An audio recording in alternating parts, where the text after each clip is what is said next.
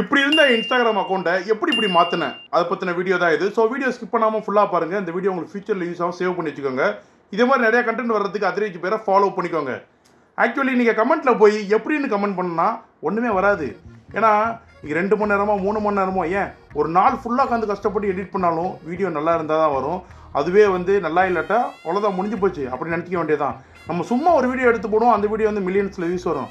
ஆனால் கஷ்டப்பட்டு ஹார்ட் ஒர்க்லாம் போட்டு ஒரு வீடியோ போடுவோம், அது ரீச்சே வராது. அதுதான் அல்காரிதம்.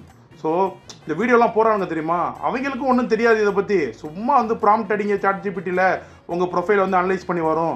அதுக்கப்புறம் உங்கள் ப்ரொஃபைலுக்கு ஏற்ற மாதிரி போடலான்னு சொல்லுவானுங்க.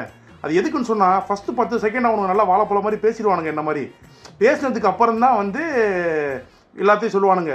அந்த 10 செகண்டுக்காக பீப்புள்ஸ்லாம் பார்ப்பாங்க. அந்த பீப்புள்ஸ் பார்க்குறதுனால அவனுக்கு கண்டென்ட் ரீச் ஆகும். அதுக்காக தான் அந்த வீடியோ போடுறானுங்க. ஸோ நீங்கள் ஏமாந்துடாதீங்க.